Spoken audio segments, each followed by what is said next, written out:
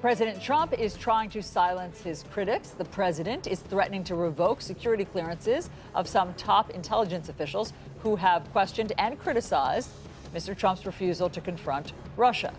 The White House says the former intel chiefs have, quote, politicized and in some cases monetized their public service. So is what we are seeing here from President Trump really the art of the distraction? In some ways, it's very, very small, and otherwise, it's potentially pretty big. A senior White House official tells CNN the president is more than comfortable with how this debate is playing out and is in no rush to actually decide on revoking those security clearances. So is this just a distraction from the whole Russia news conference? Or, as Maggie Haberman suggested to us a short time ago, is this perhaps a distraction from the news about Michael Cohen, his personal attorney, and the tapes that we now know exist of conversations between the two? And there she is, Maggie Haberman herself, the aforementioned political analyst and White House correspondent for the New York Times. Maggie, great to have you. Okay, so what took him so long to attempt to revoke these security clearances? I mean, President Trump doesn't like people going on television like James Clapper has, like John Brennan has,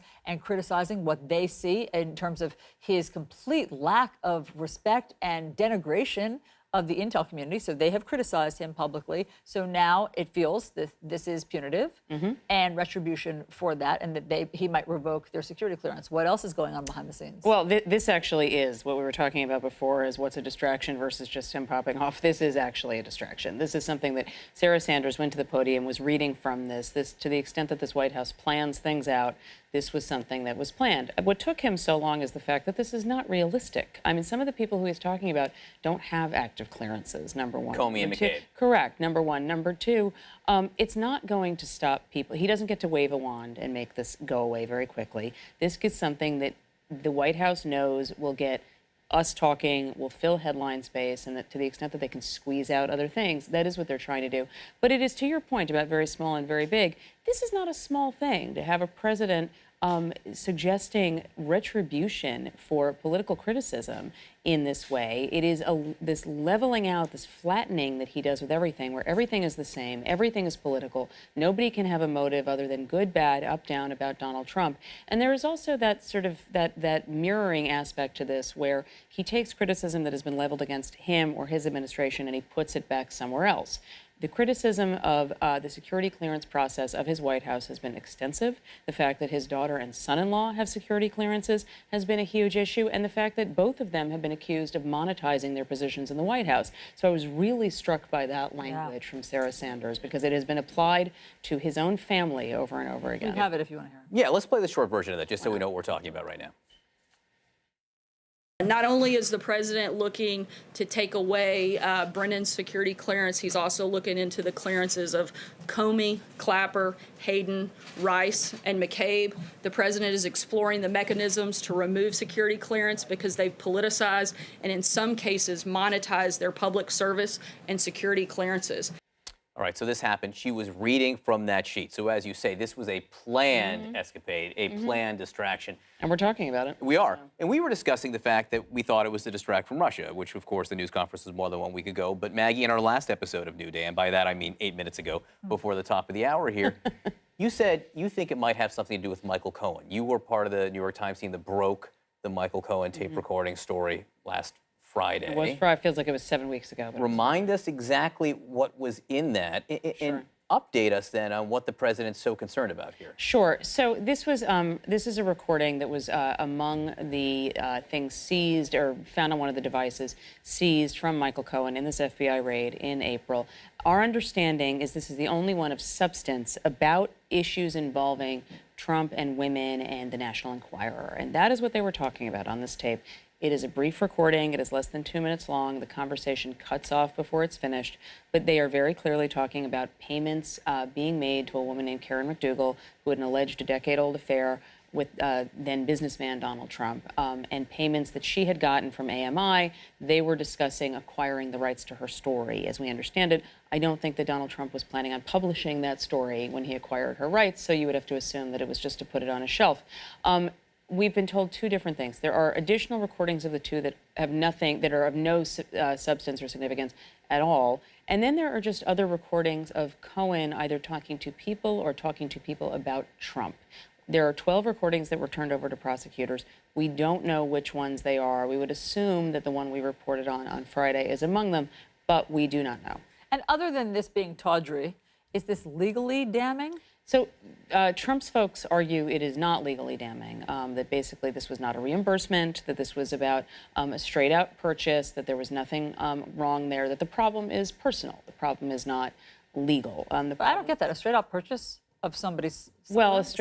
Well, right. I mean, look, even if you're acquiring the rights, again, Donald Trump was not about to put this in Trump magazine, right? I mean, this was not a story that he was going to publicize. So it's hard to imagine what other purpose he was acquiring these for, other than continuing to ensure that she would stay quiet. Their argument is that there's no legal issue. I'm not a lawyer, I'm not a prosecutor, so I don't want to go that far. But there's a lot more that I think will be revealed as we go forward here. This is actually what's really interesting to me here, because Rudy Giuliani claims it's exculpatory, yet you were also suggesting that this information is somehow so upsetting to President Trump that he's out there doing things like threatening war with Iran and threatening to revoke the security clearances of top intelligence officials, or at least that is what is coloring his mindset. So what is it exactly that has him so worried? Number one, I think it's part of it. I don't think it's the only thing. I do think the Russia thing is still an aspect. Number two, I don't know that it's so much that I think he doesn't know what's on these tapes. I think he doesn't know. And so I think that with him, the unknown always becomes a little bit scary and a little concerning, and this is the unknown about things he was talking to his lawyer/fixer about. So I think that is a looming threat that he can't contain.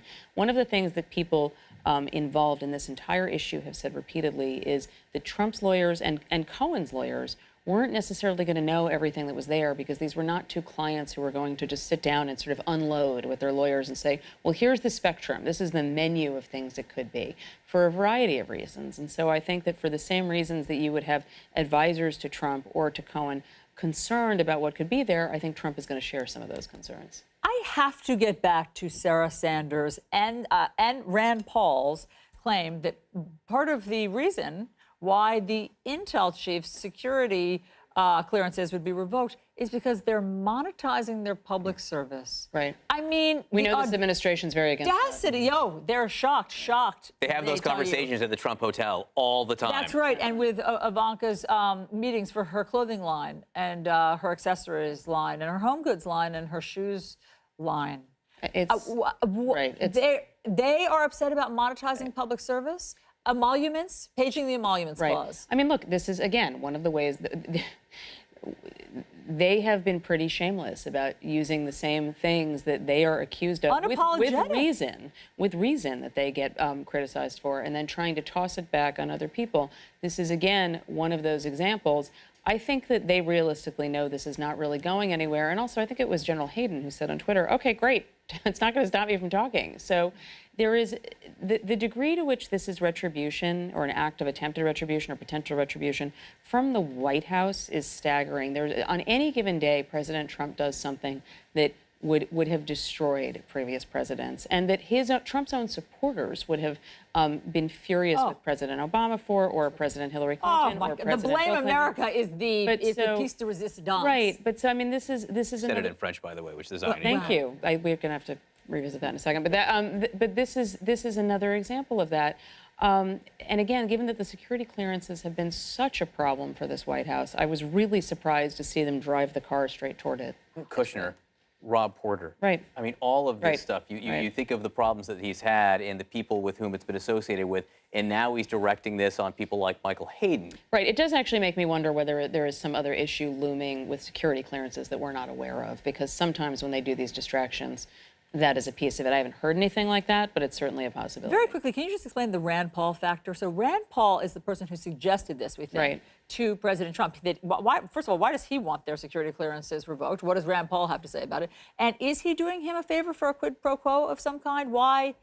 Or did he just like this idea? I don't know enough about what Rand Paul would have wanted in terms of quid pro quo, but I do know that they have a pretty unique and in some ways surprising relationship. Remember, though, the supporters who Donald Trump went after initially in the primary were Rand Paul's father's supporters, Ron Paul's supporters. There is sort of a natural political alliance there, so this is not totally out of left field. Rand Paul has an innate distrust, or at least a long-standing distrust of the security apparatus of the country. So there is that. there is a suggestion that Rand Paul's wavering on Brett Kavanaugh's Supreme Court pick, so maybe the president would make this gesture to get Rand Paul's vote. I'm not so sure that Rand Paul's vote is that hard to get. I'm not sure he needs Rand Paul's vote. Right, and I'm not sure that there is something that they want in exchange. I think that Rand Paul may have actually just liked this idea, thought it was beneficial to the president, and they went from there. Respect for secrets and classified information. There is also some irony here, correct? Because it was more than a year ago, I lose track of time, where the president in the Oval Office to Ambassador Kislyak and Foreign Minister Lavrov apparently divulged classified information provided to the Israelis. Now, he can do that. He's the president. Right.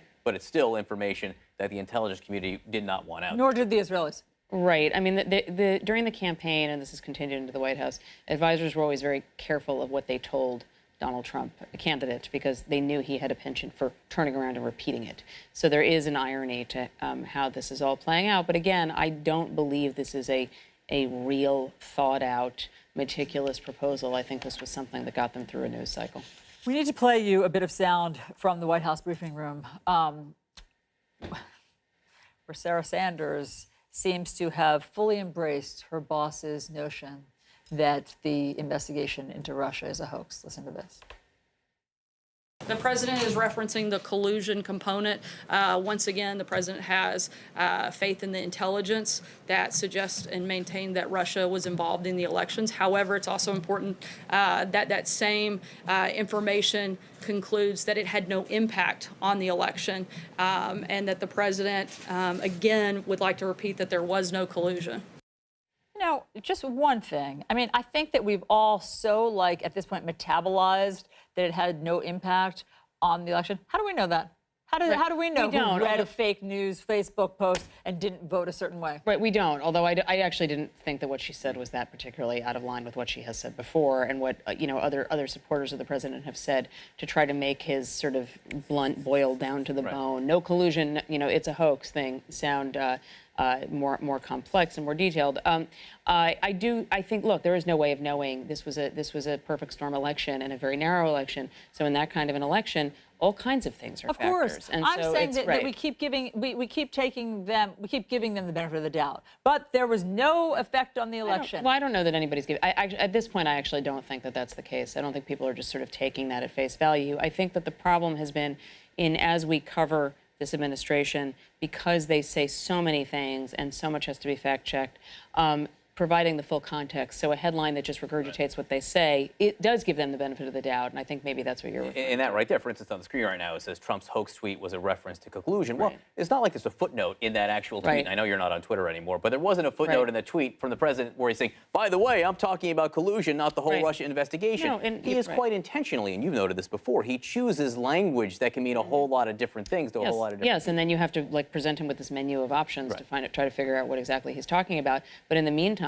what happens is we all repeat no collusion, no hoax. So I don't think it's the benefit of the doubt so much as only so many hours in the day to catch up to these things. And I think that we don't always do the most thorough job that we can, just collectively as the news media, putting in full context what this is. I agree. The fire hose of news makes us speak in a shorthand. Right. I agree with that. But it is interesting to hear the press secretary just start to say hoax. I mean, to use the word hoax. Right. Although, I mean, I think that, again, it's one of these things that he does. He's clever about how he deals with the media, and he knows that if he says the word hoax, we will now be saying no hoax, no collusion over and over again. And he is aware that that is something that a fair number of voters will just make that their takeaway. Maggie Haberman, thank you so much for coming on. Really, this is one of the only places that you can get Maggie, in addition to the New York Times, get her here on CNN, because no longer on Twitter. Not the way I was, anyway. Not the way you were. So that's why you have to tune in, Maggie. Thanks so much. Really appreciate it.